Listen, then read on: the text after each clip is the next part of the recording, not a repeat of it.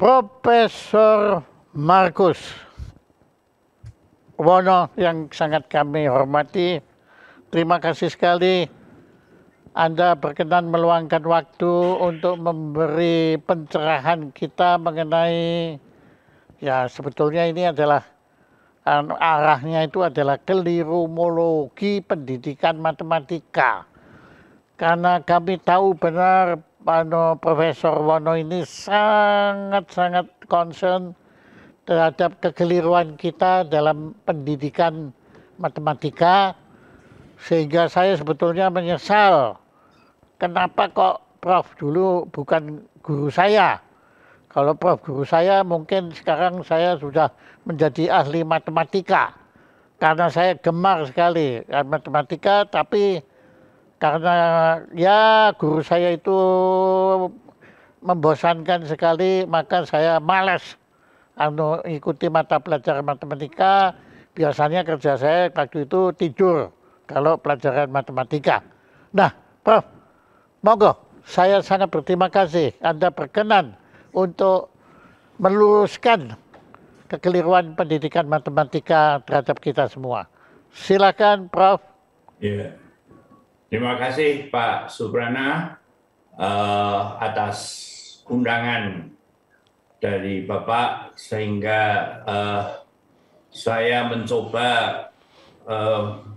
mengapa saya sangat berminat untuk hadir di sini, karena pada dasarnya biasanya kalau arts ya, jadi kalau matematik itu saya masukkan sebagai arts. Kalau dalam arts yang seni ada penyanyinya.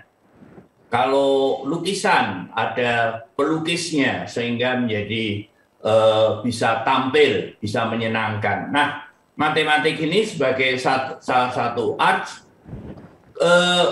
kurang ada penyanyinya begitu ya, sehingga seperti tadi Pak Subrana mengatakan sebetulnya kalau dapat guru yang baik maka akan berubah sama sekali begitu.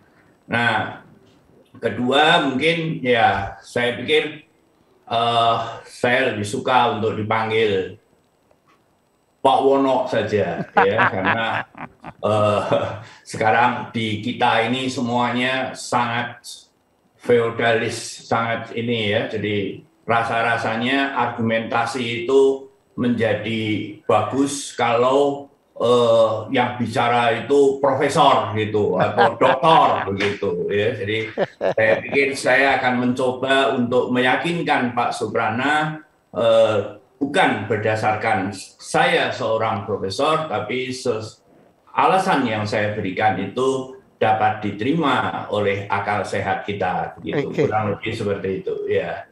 Terima kasih Pak Wono. Iya, terima kasih Pak Subrana. Ya, ya. Nah, oke.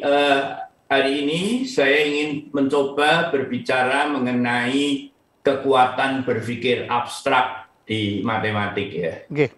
Nah, biasanya orang melihat matematik itu hanya sebagai sesuatu yang abstrak, ya. Kalau saya tidak ingin menggunakan kata abstrak ya, tetapi saya lebih ingin abstraksi. Ya. Ya. Jadi mungkin ada bagusnya juga kalau boleh agar suara cara berpikir saya tidak lari ke sana kemari. Alangkah baiknya kalau saya bisa menggunakan PowerPoint gitu ya. Silakan. Ya. Silakan. Jadi ya, mungkin yang kedua ini, kemudian saya mungkin saya view. Ya, kekuatan berpikir abstrak di matematik ya. Wah, terima kasih. Jadi kita mulai apa arti abstrak saja dulu. Yang paling mudah itu adalah melalui KBBI ya.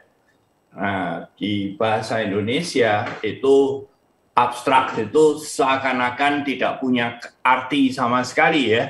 Karena definisinya adalah tidak berwujud, tidak berbentuk, mujarad, niskala. Nah, ada yang tahu apa arti mujarad itu?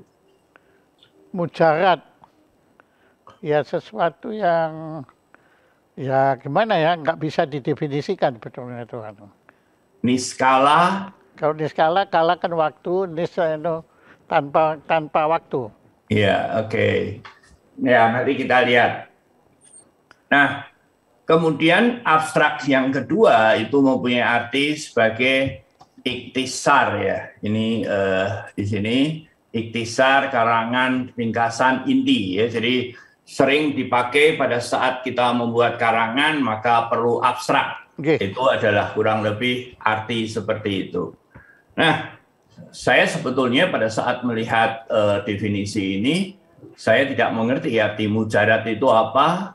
Niskala tadi saya setuju dengan Pak Suprana, kala itu waktu, nis itu sesuatu yang kurang lebih tidak bergantung pada waktu begitu ya. Nah, saya cari kembali di KBBI, maka kita lihat bahwa niskala itu tidak berwujud mujarad abstrak. Jadi agak sedikit muter-muter ini. Kemudian abstrak yang di sebelah kiri kita lihat tidak berwujud. Sayang, tulisannya masih ada yang error. Sesuatu yang dianggap sesuatu benda yang ada, seperti keadilan itu adalah suatu mujarad. Waduh, agak sedikit berbahaya ya. Mengatakan bahwa keadilan itu tidak mungkin dicapai. Nah, ini menurut saya agak sedikit kelirumologi gitu. Pesimistik. Iya, terlalu pesimistis. Terlepas atau terhindar dari semua sifat, tidak berkaitan dengan sesuatu yang lain. Oke. Nah, saya sebetulnya tidak ingin mengatakan bahwa matematik itu abstrak ya. Saya lebih suka kalau matematik itu nantinya adalah proses abstraksi. Abstraksi, ya. Iya. Nah, sekali lagi di KBBI, abstraksi itu adalah proses atau perbuatan memisahkan ya. Jadi agak sedikit tidak mengerti saya apa yang dimaksud pengabstrakan ya. Walaupun mungkin saya perlu memberikan angkat topi dengan KBBI ini karena sebulan yang lalu waktu saya ditanya oleh Pak Suprana mengenai hal ini, saya langsung cek di KBBI. Pada saat itu abstraksi itu hanya ada tulisan pengabstrakan ini. Sekarang sudah berubah. Saya kira baik usaha yang baik yang terus-menerus diperbaiki ya. Keadaan linglung, waduh. Ini. Metode untuk mendapatkan kepastian hukum atau pengertian melalui penyaringan terhadap gejala atau peristiwa. Saya agak sedikit setuju ya bahwa nanti abstraksi itu dimulai dengan melihat gejala atau peristiwa dan kemudian kita bawa kalau saya lebih setuju untuk dibawa ke atas begitu. Ya. Nah, proses pengurangan objek ke dalam esensinya sehingga hanya elemen penting saja yang direpresentasikan. Nah, saya ada setuju di bagian ke belakang bahwa di bagian belakang dari kalimat itu yang mengatakan bahwa kalau kita punya sesuatu data, gejala, peristiwa, kemudian kita mencoba mencari yang terpentingnya apa sih? Tidak. Kalau orang matematik menyebutnya apa sih yang invarian begitu, kurang lebih. Ya, kalau pakai bahasa yang agak sedikit ini. Ya. Nah, metode untuk nomor 4 itu sama. Saya ingin di sini nomor 6 ya. Penggunaan perangkat lunak khusus. Oh, nouns, komputer. Oh, saya baru tahu ini. Penggunaan perangkat lunak khusus untuk melindungi perangkat lunak dari ketergantungan peranti atau kompleksitas yang mendasari perangkat lunak. Terus terang, saya tidak mengerti apa yang dimaksud di sini. Nah, arahnya ke fisika tuh Pak. Oh, kok ini komputer begitu ya? Lah iya, ya karena komputer dianggap sebagai alat fisika. Silakan, nggak apa-apa. Ya, ini ada juga Pak Yanto. Nanti orang fisika itu, jadi Nah, kita lihat dalam bahasa Inggrisnya, ya, tidak berasosiasi dengan sesuatu instance, ya, kurang lebih gitu. Sesuatu yang difficult to understand. Waduh, agak sedikit tidak setuju saya. Insufficiently factual. Ya, saya kira memang hanya sekedar seperti formal begitu ya. Jadi tidak terlalu meaningsnya boleh tidak lebih dimasukkan ke dalam pembahasan gitu. Expressing a quality apart from objects. Ya, apa ini? The word poem is concrete, poetry is abstract. Ya, oke. Saya mungkin perlu lihat lagi. Dealing with subject, it is an abstract aspect. Ya, oke. Saya kira dia lebih ke maunya ke abstrak begitu ya. Nah, summary seperti tadi disebut, ya.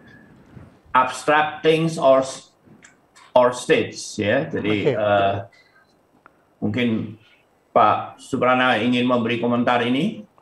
Baik, saya juga paling suka kalau sebelum meneliti sesuatu semantiknya memang kita coba telusuri.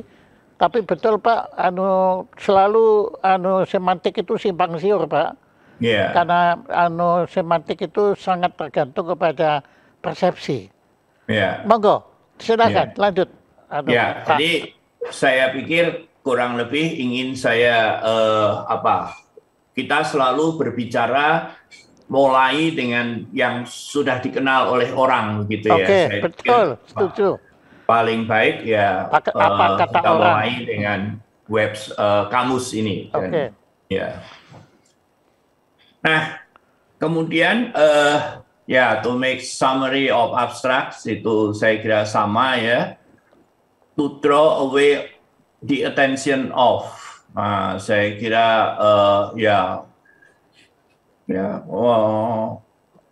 kok membuang suatu attention ya. Still kemudian apa ini remove spirits to consider apart the application or associate with a particular instant. Oke. Nah, saya lebih sekali lagi saya akan mengatakan bahwa matematik itu tidak abstrak, tapi suatu abstraksi. Abstraksi. Ya. Nah, ini.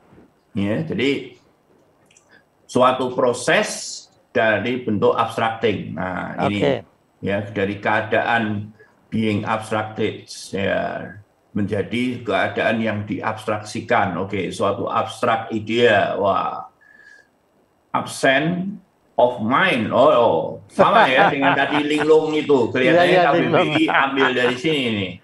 Abstract quality of character. Wah, memberikan kesan bahwa sesuatu yang tidak tampak di ini ya. Abstract composition or creation in art. Ya, oke. Nah, kalau saya mengatakan bahwa matematik itu bukannya abstrak, ya, tetapi suatu abstraksi. Oke. Suatu abstraksi itu apa? Penyajian di mental dari hal-hal yang ada di matematik ya.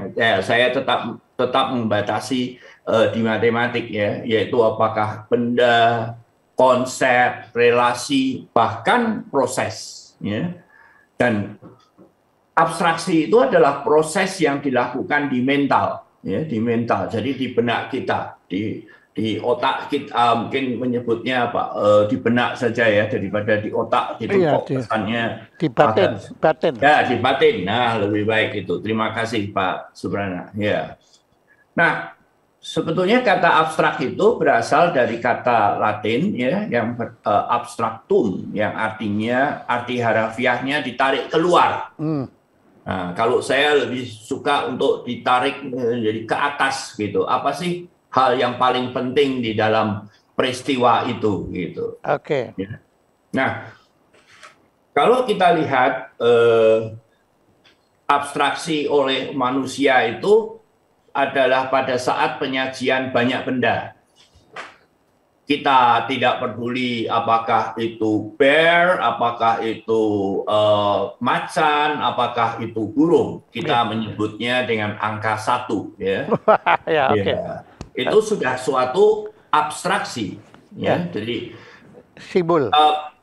kita nanti saya memperlihatkan bahwa kemampuan manusia untuk mengatakan 1 ini mungkin dalam waktu 2000 tahun lalu, 3000 tahun yang lalu, ya. Kalau kita lihat nanti tulisan dari huruf Romawi, huruf China, ya, yang menggunakan angka 1, 2, 3 betul-betul nyata begitu, ya. Jadi 2 begitu. Nah, tentu saja di sini ada abstraksi, ada 2 maksud sebetulnya, ya, yaitu ini yang disebut sebagai kardinalitas, dan yang lain adalah saya kok tidak bisa ke atas lagi. Oke, yang BBC itu hanya sekedar urutan, ya. Nah, saya ingin meyakinkan ke Ibu Bapak bahwa yang tadi itu sudah luar biasa, ya. Bandingkan zaman dahulu orang menulis angka 1 itu ya pakai 1, 2, ya, huruf-huruf di Mesir itu betul-betul hanya menggunakan, ya, namanya 1 itu, ya, apa namanya ini, saya nggak bisa keluarkan coretan sebentar, ya. Nah, pen gitu, ya. Jadi 1, 2 begitu kan, hanya jadi tingkat abstraksinya ini lebih kecil dari seperti yang kita hadapi saat ini, ya. Demikian pula dengan huruf Cina, ya.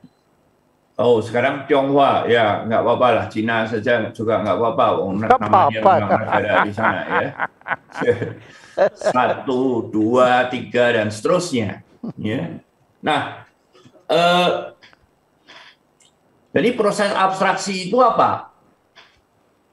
Kalau bisa nantinya komputer itu juga seperti ini, ya. Dulu Pak Suprana dengan saya hanya melihat jenis-jenis binatang yang seperti ini. Dan ini kucing. Kita sudah dikatakan bahwa ini 2 binatang yang berbeda. Tetapi nanti kita akan bisa mengatakan, ya, komputer juga akan bisa mengatakan bahwa ini termasuk anjing. Padahal waktu itu kita belum pernah didefinisikan mengenai anjing itu seperti apa. Ini juga, ya. Dan saya melihat ini terakhir itu sudah cukup umur berapa? Mungkin di SMA lewat perguruan tinggi, saya kira. Saya bisa tetap mengatakan bahwa yang terakhir ini juga anjing. Padahal bisa juga kayak kucing, ya. Iya, walaupun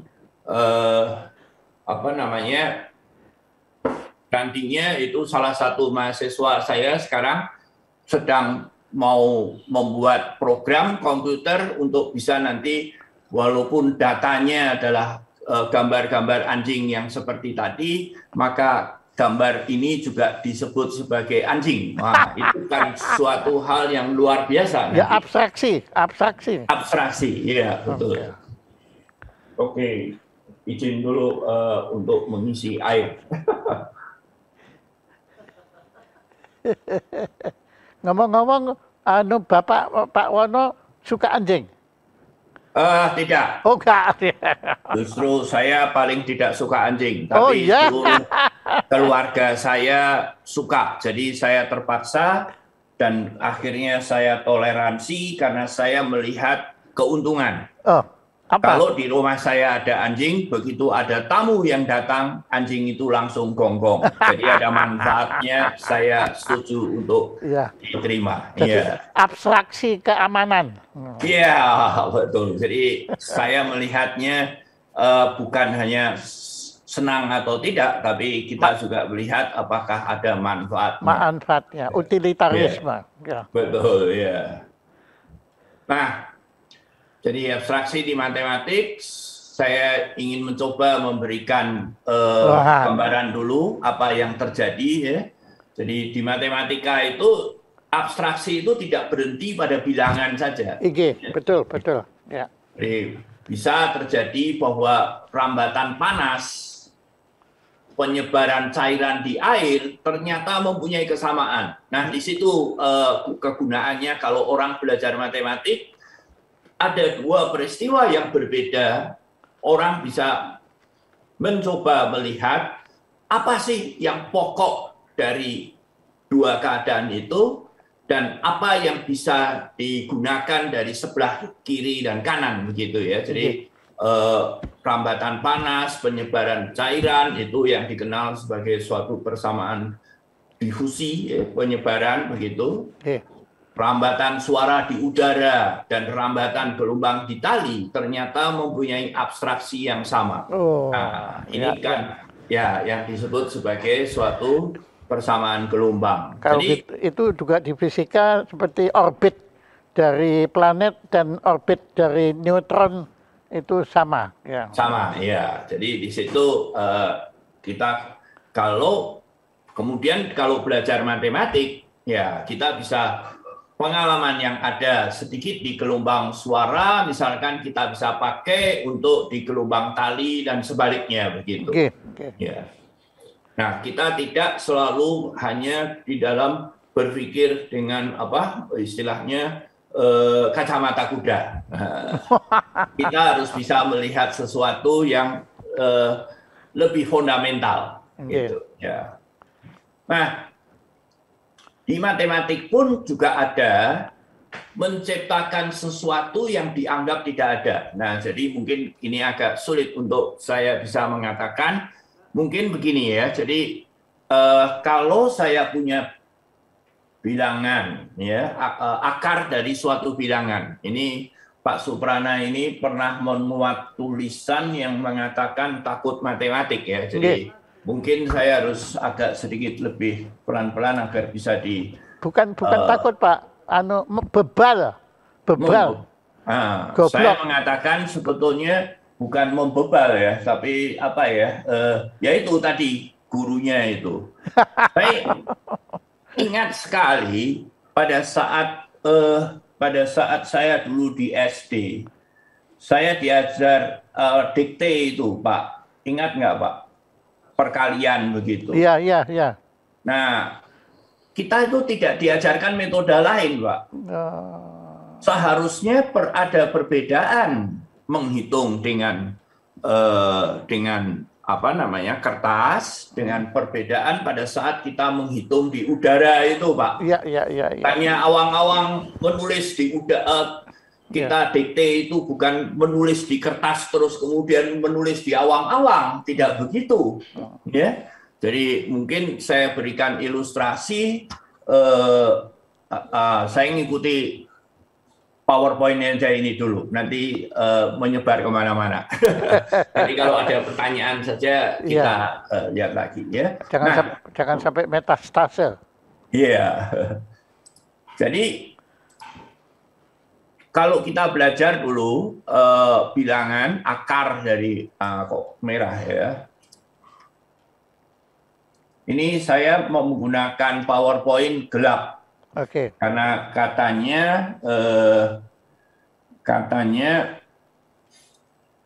base gambarnya Pak Suprana ini selalu apa istilahnya template-nya itu hitam katanya. Jadi saya abstraksinya hitam. Iya, ink color-nya saya ganti agak kuning saja ya. Nah, gitu. Jadi kalau saya punya akar dari suatu bilangan gitu A begitu ya, di situ itu A-nya harus positif. Sebab apa? Karena kalau ini sama dengan X, maka kalau saya kuadratkan itu harus balik ke A begitu. Jadi dalam hal ini A-nya harus positif. Oke. Nah, 4.000 tahun yang lalu di Mesir pada saat membuat piramid, sebetulnya ada problems ternyata ukurannya itu harus berkaitan dengan akar dari minus suatu bilangan. Waduh. Negatif, gitu. Iya. Ya. Nah, pada saat Mesir itu tentu tetap berpikir bahwa ini tidak ada. Ya. Nah, perjuangan itu terus mengatakan tidak ada, tetapi kurang lebih pada tahun 1300-an ya, 1400-an, Cardano itu mengatakan bahwa saya tetap bisa menggunakan bilangan itu walaupun akarnya adalah negatif gitu. Oke. Ya, ini kalau yang sudah belajar matematik ya dikenal atau perguruan tinggi, ini yang dikenal nanti sebagai bilangan kompleks. Ya, bilangan kompleks. Jadi kalau kita bekerja di bilangan real, maka bilangan kompleks ini adalah sesuatu yang tidak ada. Ya. Itu kalau di komputer nggak keluar itu, Pak. Kenapa, Pak? Kalau di komputer nggak keluar. Tapi Bapak pernah menulis tentang kuantum. Nggih. Di kuantum itu persamaannya menggunakan bilangan ini, Pak. Ini yang disebut bilangan imajiner, jadi persamaannya itu I kali sesuatu bla bla bla bla bla begitu. Ya, jadi dan ternyata, jadi saya ingin memperlihatkan bahwa untuk menerima ini itu manusia perlu 6.000 tahun. Nah iya. Ya, 1.200, 1.300-an ya. Tapi begitu nanti sudah bisa diterima ya oleh Gauss, oleh Euler, itu pertumbuhannya menjadi luar biasa. Okay. Dan apa yang kita lihat sekarang adalah banyak sekali problem-problem di bilangan real yang dibawa ke kompleks, yang sebetulnya abstrak itu, ya, itu bisa menyelesaikan problem-problem di bilangan real. Jadi, Pak Wono bisa kasih contoh? Contoh, nah mungkin yang paling sederhana sebetulnya adalah begini, Pak. Silakan. Ini menulis ini ya, integral dari sayang tetap tidak 0 sampai tak hingga begitu. Ini maaf nih, saya harus menghapus ini dulu ya. Enggak apa-apa. Sopannya saya harus membersihkan ini dulu nih. Ya. Ini abstraksinya lebih jelas. Iya. Oke, mari saya tunggu Prof. Ya, Pak, jadi maaf. integral dari 0 sampai tak hingga sin x per x. Ya, tetap saja agak sulit untuk ini kalau kita tidak bekerja dengan teknik ini ya. Jadi banyak sekali dipakai pada saat Fourier transform segala. Pak Suprana pernah menyebut salah satu tulisannya mengenai Fourier transform. Nah, ini tidak akan bisa diselesaikan hanya dengan metode bilangan real saja. Oke, jadi kita harus meninggalkan tradisi itu, nggih? Iya. Dan kemudian kita bekerja di kompleks, bisa memperoleh jawaban, kemudian balik ke hasil ini, gitu. Kurang lebih saya kira yang mudah saya berikan contoh saat ini itu, Pak Suprana. Ya. Nah, Pak Wono bisa kasih contoh itu penggunaannya ya kalau kita ngomong aja dah karena putri Anda kan kimia kan, itu apakah itu ada gunanya di kimia itu tadi? Ada, karena kalau kita berbicara mengenai, jadi mungkin saya bisa membayangkan begini ya. Yes. Abstraksi dari piano itu apa ya? Di dalam belajar piano, kemudian orang bisa memadukan antara satu musik dengan musik yang lain. Oh, jadi orkestrasi. Ya, orkestrasi. Tapi di dalam prosesnya itu kan kalau kita hanya sekedar mendengar suaranya saja agak kurang cepat untuk bisa memperoleh. Nah, di dalam suara musik itu frekuensi. Oke. Ya, Oke. frekuensi yang ini. Nah, kalau kita bekerja dengan frekuensi, maka perpindahan dari bunyi ke frekuensi itu akan menemui salah satu integralnya adalah punya bentuk yang seperti ini, Pak Subrana. Iya. Aduh, Ya. ampun. Ya, ya. Oke, Pak, nanti Pak, tolong Anda langsung aja nanti humornya berubah jadi horor ini nanti. Oh ya, oke, ya, oke. Saya Jadi, sudah mulai ngeri-ngeri ini. oh, maaf. Ya. Nah, ada satu hal lagi di matematik yang kegunaannya ini ya, bahwa ya kalau di kehidupan sehari-hari mungkin agak susah ya, tetapi kalau di matematik itu selalu menganjurkan sesuatu. Kalau kita punya sesuatu yang gagal, misalkan katakanlah ini ya, jadi kalau saya punya persamaan tidak bisa diselesaikan. Di matematik selalu mengajarkan, oke, Anda tidak bisa mencari jawaban yang terbaik. Cobalah cari yang istilahnya adalah jawab kuadrat terbaik. Jadi dia penghampirannya begitu. Ya, yang mendekati yang terbaik. Betul, ya. Jadi tidak mengatakan bahwa tidak ada solusi, stop. Tidak demikian. Ya. Pokoknya nggak ada matinya, solusi, kenapa? Nggak ada matinya. Iya, betul. Jalan terus. Okay. Jalan terus, ya. Nah, saya tentu harus mengatakan bahwa abstraksi itu tentu ada kelemahannya, ya, yaitu kurang detail. Tentu ada perbedaan antara gelombang suara dengan gelombang tali dan lain sebagainya. Nah, pertanyaannya adalah apakah abstraksi itu perlu untuk masyarakat? Ya. Kalau sudah ngomong perlu nggak perlu nih, waduh, seru ini Pak. Iya, betul. Ya. Nah, saya mencoba memberikan beberapa keadaan yang saat ini kita hadapi, Pak. Selalu kita punya data yang banyak. Iya, betul. Ya. Kalau kita hanya punya data saja, tanpa mempunyai kemampuan mengabstraksi data tersebut, tidak ada gunanya.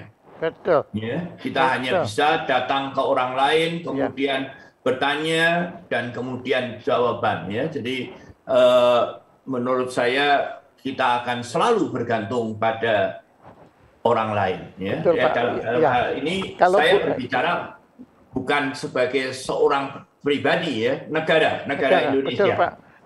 Kalau boleh saya analoginya dalam musik, ya, kan satu karya musik, ngomong aja satu sonatanya Beethoven. Ya. Itu kan datanya kan banyak sekali, Pak. Betul. Itu bisa angka notnya itu bisa jutaan, irama variasinya bisa triliunan, ya. Nah, itu percuma, Pak. Kalau nggak ada kemampuan kita mengabstraksikannya itu percuma. Betul. Nggak akan jadi musik, ya dia cuma data aja begitu. Betul, itu yang dimaksud tadi. Ada benar sekali. Ya. Terima kasih. Ya. Nah, semua hanya terlihat dalam bentuk abstraksi sebetulnya, ya. Dan nah, kemudian seperti tadi, berpikir abstrak adalah kemampuan memahami konsep-konsep yang nyata tapi tidak terikat pada objek dan pengalaman fisik yang konkret, ya. Jadi Oke, setuju saya. Ya. Setuju. Oke. Setuju. Jadi kalau kita terikat, kita nggak bisa bergerak, Pak. Ya, betul. Nah, kemudian berpikir abstrak itu adalah kemampuan untuk menyerap informasi, ya, dari indera dan mengkoneksikan ke dunia yang lebih luas. Iya, jadi itu dia. Begitu kita, ya ini latihan di matematik itu, begitu ada soal box gitu, di benak kita akan langsung ini berkaitan dengan apa. Nah, itu terlatihnya seperti itu. Ya. Dan kemudian di matematik itu kita belajar mengolah informasi tersebut. Ya. Jadi selalu di matematik itu adalah pembahasannya adalah kalimat-kalimat dalam bentuk implikasi ya. Yes. Jika titik-titik maka titik-titik begitu. Logika. Ya. Logika, ya. Jadi bukan rumus yang menjadi ini, tetapi kemampuan mengolah informasi itu yang sangat diperlukan. Yes. Kemudian juga pekerjaan sekarang semuanya sangat besar, membuat program yang sangat besar itu tidak mungkin sendiri-sendiri. Okay. Tidak mungkin dilakukan oleh sendiri. Seperti kalau mau terbang ke angkasa luar gitu kan? Ya, kita hanya diberikan pekerjaan sebagian dari itu. Oke. Nah, kalau yang mengerjakan itu masuk di dalam tim itu tidak berpikir abstraknya itu tidak bagus, bagaimana dia bisa mengapresiasi, melihat nanti apa yang akan dihasilkan oleh tim yang lain? Betul, betul. Ya, jadi agar mereka itu bisa maju bersama, masing-masing itu harus punya taraf berpikir yang abstrak yang baik, karena barangnya belum ada, programnya belum ada. Betul. Ya. Bahasa yang sama. Betul, bahasa yang sama juga. Ya. Nah, ya eksperimen terlalu mahal. Betul. Ya. Jadi oleh karena itu abstraksi sangat diperlukan. Ya. Nah, saya ingin memberikan satu kalimat mungkin di sini ya, pengalaman tahun 2000-an itu saya ya masih lebih muda dari sekarang. Waktu itu menjadi anggota dari tim penilai buku. Oh. Ya, nah tetapi bos-bos itu ya profesor-profesor itu, makanya saya segan untuk dipanggil profesor karena sudah seperti terlihat agak linglung begitu. Itu mengatakan, wah ini buku abstrak ini. Orang Pontianak kan tidak punya kereta api. Ini nggak boleh ini buku. Loh, kalau orang Pontianak itu tidak boleh belajar mengenai kereta api yang tidak ada, kapan dia keluar dari dunia yang dia hadapi? Iya. Ya. Jadi bagi saya politikus pun itu pun perlu belajar abstraksi ini. Yeah. Karena dari abstraksi ini dia bisa membuat model yang macam-macam. Jangan sampai setiap kali menggunakan cara yang sama terus, konkret terus begitu. Ya. Nah, ya. Jadi saya kira oleh karena itu saya ingin juga pada kesempatan yang baik ini saya ingin mengatakan bahwa pendidikan di SD kita itu tidak boleh ada abstraknya. Oh, bah. Jadi kelas 1, 2, 3, Pak, Pak Subrana, sekarang itu sampai dulunya 6 itu. Moga-moga nggak tahu, tapi tidak akan terdengar oleh Mas Menteri ini kelihatannya. Mereka menggunakan yang namanya tematik. Contohnya Pak Wono. Jadi di kelas 1 itu tidak ada matematik, Pak.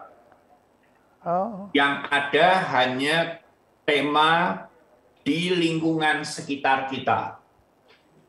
Di bab 3 itu mereka belajar mengenai kartu penduduk.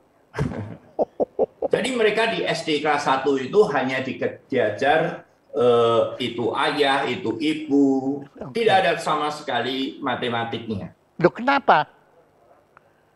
Karena dianggapnya susah waktu itu. Jadi saya waktu itu pernah dengan asisten menteri atau apa itu. Salah satu pertimbangannya karena bukunya macam-macam, bukunya banyak, anak SD itu keberatan. Jadi bukunya satu saja, yaitu tematik itu, Pak. Oh, tematik ya. Loh, tapi kalau zamannya Anda sekolah dan saya sekolah kan kita kan diajarkan. Iya, sekarang sudah tidak ada, Pak. Enggak. 1, 2, 3 itu tidak ada istilahnya eksplisit matematik. walaupun di situ ada diajar caranya menghitung. Jadi orang melihat, ya ini terima kasih saya diundang. Orang melihat matematik itu hanya untuk cara menghitung, Pak. Ya, jadi itu yang ingin saya tegaskan bahwa mereka yang mengambil keputusan itu melihat sesuatu tidak boleh abstrak, karena abstrak itu susah. Tapi kita lihat bahwa perlunya sesuatu di benak kita yang kita bisa bermain-main, lari kemana, ke sana, kemari itu dengan menggunakan abstraksi itu. Nah, Bapak bisa memberi contoh ya, seharusnya bagaimana? Jadi umpama kelas 1 ya, Bapak dikasih wewenang untuk menyusun buku tentang matematika ini. Nah, bagaimana cara Anda mendekatkan matematika ini pada anak-anak, bukan anak muda lagi, anak-anak? Silakan. Ya, saya setuju bahwa pada mulanya tentu harus mulai dari yang konkret. Contohnya? Tetapi setelah itu tentu harus akan dibawa ke tempat yang lebih tinggi. Yes. Ya, itu yang di situ ada pola, ada bagaimana menghitung dengan lebih mudah. Atau jadi, tadi kalau saya bisa tafsirkan, tadi kan Pak Wono memberi contoh anjing dan kucing tadi. Apakah seharusnya begitu? Kita pakai 2 anjing, 3 anjing, gitu? Ya, itu permulaannya boleh. Terus, tapi lama-lama, misalkan saja katakanlah begini ya, mungkin di SD kelas berapa ya, kelas 5 begitu ya, atau kelas 4 gitu lah. Ada rumah sakit di Bandung itu, tahunnya agak sedikit saya ubah. Didirikan pada tahun 1928. Oke. Sudah berapa tahun? Waduh. Ya 107 tahun itu. 109 tahun. Berapa? 109 tahun. Oke, tadi saya moga-moga saya masih mengucapkan yang benar. 1000, maaf. Ini klik pen 1927. Misalkan begitu. Oke. Ya. Nah, ya mungkin jangan, ya oke lah, ya. Oke. Saya kira bagus tadi yang Pak Suprana lakukan itu. Jangan hanya sekedar diajar bahwa 2021 terus ini dikurangi, susah. Tetapi perlu diajar bahwa sekarang 2021. Kalau 2027 itu akan 100 tahun. Ya. Nah, hal-hal seperti itu. Jadi tidak hanya sekedar mekanik pengurangan begitu. Oke, Pak Wono. Ya. Setahu saya, matematika punya suatu cabang yang namanya rekreasional matematik. Banyak. Apakah ada baiknya kita mulai mengajak anak-anak itu, karena anak-anak kan memiliki fungsi bermain kan, homo ludens. Nah, apakah bagus apabila kita mulai mengajarkan matematika pada anak-anak itu dengan menggunakan rekreasional matematik supaya mereka senang, karena itu kan ada aspek bermainnya di situ. Saya setuju bahwa apapun alat apa itu boleh dipakai sebagai intro ya, sebagai pengawal. Tetapi kita harus sebagai seorang yang sudah lebih senior, lebih tua, guru, bisa mengangkat cara berpikir itu menjadi lebih tinggi lagi gitu. Oke. Jangan hanya sekedar mekanis seperti katakanlah mengurangi ini ya oke. Untung tadi Pak Suprana tidak langsung ambil kalkulator dulu. Coba kita lihat ke orang-orang di rumah makan atau apa begitu, semuanya dipakai menggunakan kalkulator, ya. Padahal ada pengurangan yang lebih sangat sederhana misalnya. Oke. Ya. Oke, silakan, Pak. Ya.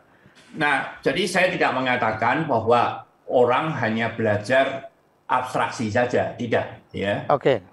Tidak belajar hanya abstraksi saja, tetapi perlu.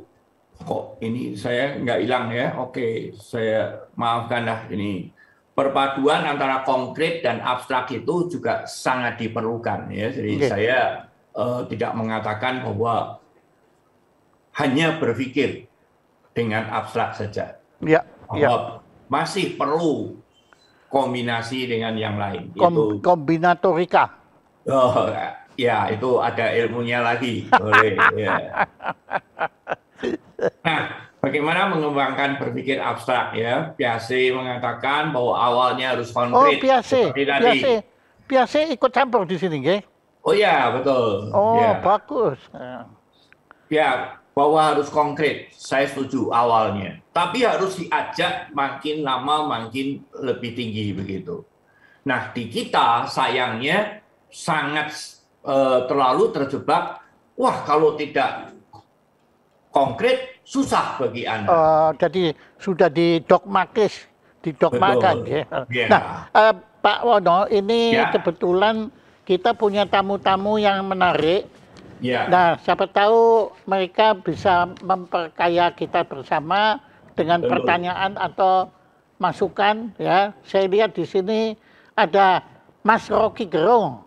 Ya, wow. Mas Rocky, ini dia. Pak Budi. Silakan. Saya kira ini satu kuliah pendek yang diselenggarakan oleh orang yang penuh humor dan bisa menghasilkan horor dalam cara berpikir kita. Anda jangan bongkar rahasia lah, ampun deh. Ya, saya dulu penikmat matematik, saya belajar matematik sampai fakultas teknik, dan selalu merasa bahwa matematik itu membantu kita, atau bukan membantu sebetulnya, memprovokasi kita untuk bertanya terus itu. Betul. Jadi energi itu tidak terjadi di kelas kita ya, kelas di matematik di Indonesia itu mahasiswa itu diminta diam terus ya. Bukan saya, tetapi saya setuju sekali apa yang disampaikan tapi oleh bukan hanya di mahasiswa, saya dulu mau tanya nggak boleh kok, di SD nggak boleh saya tanya. Oke. Karena gurunya nggak bisa jawab. Monggo ya, silakan. Silakan lanjut. Iya, saya akhirnya ingat dulu saya SMP itu mungkin kelas 1, kelas 2 belajar matematik dari guru orang Belanda itu, Frater itu. Jadi setiap kali persamaan matematik diuraikan di papan tulis, lalu kita menunggu kata akhirnya dalam bahasa Latin, quod erat demonstrandum. Waduh. QED. Jadi pembuktian. Ya, itu selalu pembuktian itu. Sekarang. Betul kan? Pakai iya, apa namanya? Inilah yang hendak diterangkan itu quod erat demonstrandum. Kita tahu bahwa dengan cara itu konklusi dihasilkan. Nah, dalam proses berabstraksi orang butuh argumentasi. Betul. Jadi matematik itu dua kualitas abstraksi sekaligus kualitas argumentasi. Satu waktu saya pernah selesaikan persamaan matematik itu mungkin 8 jam itu. Karena muter kiri kanan lalu ketemu pagi hari itu. Padahal sebetulnya bisa di-bypass dalam 2 menit, dalam 20 menit. Betul. Tetapi yang lebih penting adalah argumentasinya apa sehingga itu diselesaikan juga walaupun dalam 8 jam itu. Itu mungkin satu buku kecil dulu, satu buku tulis yang ada garis-garis itu habis Saya mesti putar kiri, tetapi akhirnya dapat jalan keluarnya tuh. Dan sama nilainya tuh, quod erat demonstrandum. Walaupun yang satu jalan argumentasinya itu 8 jam, yang lain ditempuh dalam 20 menit. Tapi itu intinya sebetulnya. Nah, sekarang betul tadi Pak Budi menggugat kita untuk mengaktifkan abstraksi di dalam kehidupan masyarakat kita. Saya tentu menganggap bahwa matematik ada semacam algoritma itu, sehingga apa yang disebut free will itu kadang-kala dideterminasi oleh algoritma itu. Tetapi masyarakat kita, algoritmanya itu adalah agama, algoritmanya adalah feodalisme itu. Sehingga kita nggak bisa lagi kasih argumentasi karena dituntun oleh algoritma yang deterministik, final gitu. Padahal sebetulnya keinginan kita adalah biarkan demokrasi itu tumbuh dengan peralatan abstraksi plus argumentasi. Saya beri contoh yang barusan terjadi. Seorang petani, seorang peternak dari Blitar bertemu dengan Pak Jokowi, minta agar supaya harga pangan itu diturunkan. Jadi si petani bikin abstraksi bahwa mahalnya harga pangan akan menyebabkan peternak itu tidak mampu lagi dapat keuntungan marginal itu.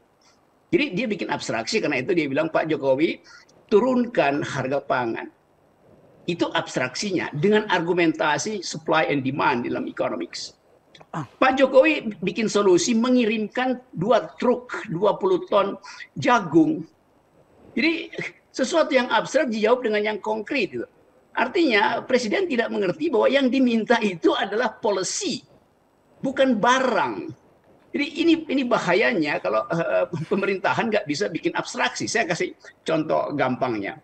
Jadi sebetulnya masyarakat kita dibiasakan untuk bercakap-cakap abstrak dengan argumentasi yang kuat. Tapi kekuasaan kadang-kadang nggak bisa bedain itu. Jadi satu contoh bagaimana matematik itu mendorong kita untuk mencapai kemampuan abstraktif tertinggi. Dulu kalau di dalam filosofi kita belajar filsafat, abstraksi artinya menanggalkan reng-rengan. Jadi apa namanya itu menjauh dari yang konkret sebetulnya. Atau dalam bahasa lebih gampang, abstraksi artinya buka baju aja, jangan pakai aksesoris itu, supaya idenya itu yang muncul.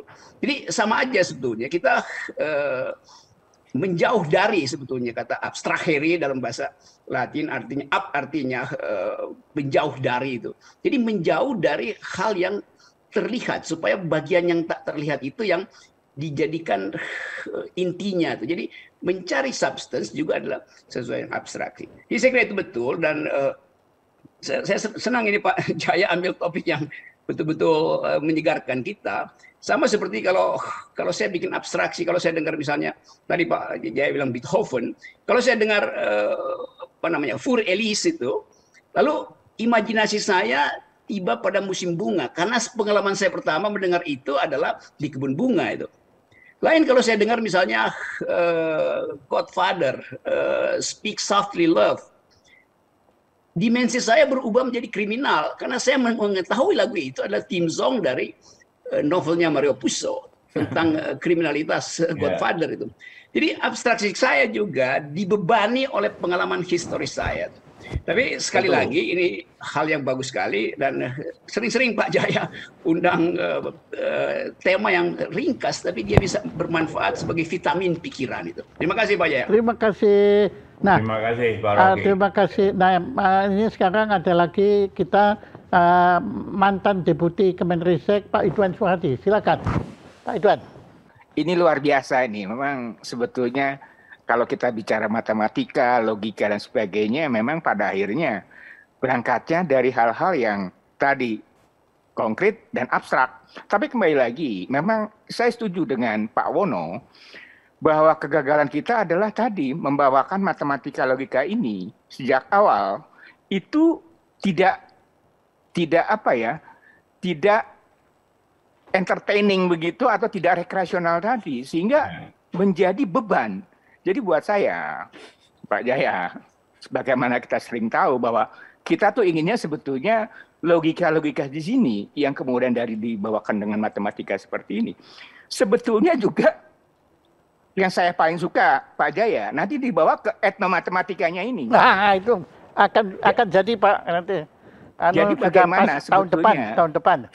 peradaban kita itu dengan matematika seperti apa? Nah, ini yang akan men-challenge kita sebetulnya berpikir. Tadi Pak Rocky betul seperti itu. Tapi kembali lagi bahwa kita itu juga cukup logis begitu loh. Jangan dikatakan bahwa peradaban kita itu tidak logik misalnya. Nah, ini sangat-sangat menantang. Tapi menurut saya kita ada yang agak bukan salah ya, tidak pas lah. Sehingga matematika itu dilihatnya sebagai jadi beban. Ya. Barangkali itu Pak Jaya. Terima kasih. Terima kasih. Mungkin yang perlu saya tambahkan, Ya, silakan. mungkin gini, Pak Wono. Subrana, Oke. bahwa berpikir abstrak itu tidak harus mulai pada ini. Jadi sejak SD itu selalu sudah dimulai ya. Dulu kalau kita lihat di Amerika ya, ya maaf ini, yaitu dengan cara katakanlah membuat karangan. Seandainya saya awan, wah bisa saja. Iya. Seandainya saya menjadi seorang presiden, Ada boleh katamologi ini ya, ada Ya. katamologi. Ya, jadi kalau di kita kan hal-hal seperti itu betul-betul disingkirkan ya, bahwa kok mau menjadi awan, kok mau menjadi sesuatu yang presiden, itu tidak boleh itu. Ya, tidak boleh. Nah, Ya. jadi hal-hal seperti itu bagi saya adalah awal dari berpikir abstrak. Ya. Setuju. Ya, jadi saya kira apalagi mungkin catatan saya ya berimprovisasi itu perlu ya. Jadi diberikan kebebasan. Setuju. Anak pendidikan kita di SD itu selalu dimulai dengan anak yang duduk diam. Di tahun 2000-an itu saya mendengar lagu, kalau mau belajar yang baik itu taruhlah tangan di atas meja, bukalah telinga lebar-lebar, kemudian dengarkan kata bu guru. Ya. Nah, ini yang perlu perlu dicoba ya. Ya, Pak Wono, terima kasih sekali Pak Wono. Sama-sama. Menurut saya Anda ini memang seorang mathematician, tapi menurut saya jiwa Anda itu pendidik. Yeah. Anda seorang pendidik yang in natura, jadi bakat Anda memang sudah ada dari sana, dan saya setuju sekali. Baru tadi pagi saya sedang menulis tentang peran pentingnya improvisasi. Improvisasi. Ya. Karena dalam musik itu kan, kalau pendidikan musik akademis barat itu kan dilatih kita tidak boleh berimprovisasi. Ada tulisannya harus persis itu, harus dihitung persis. Kalau keluar nggak lulus ujian gitu. Nah, apa yang Pak Wono tadi sebutkan, saya sebetulnya sulit ya bilang Anda Pak, karena Anda memang bukan bapak tapi profesor gitu.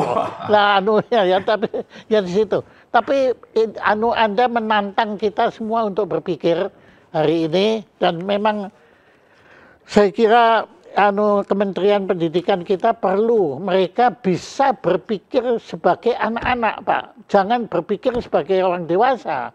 Kalau gitu mereka nggak akan bisa mengerti apa yang mereka butuhkan di sana ini. Nah, Pak Wono, kami nggak punya apa-apa, ya. Tapi kami sangat sederhana sekali. Kalau nilainya tidak ada ini, tetapi moga-moga nilai ucapan terima kasih kita yang ada di sini. Kami ucapkan terima kasih kepada, maaf di sini tulisannya Profesor Markus Wono Setiabudi. PhD. Tadi Anda tetap di sini kita paksa untuk menerima gelar itu. Ya, boleh. Terima kasih. Nanti kami kirim ke alamat Anda di Bandung, ya. Bandung. Oke. Ya. Tepuk tangan untuk Profesor Budi Wono. Ya, terima kasih sudah ikut hadir. Ya, terima kasih.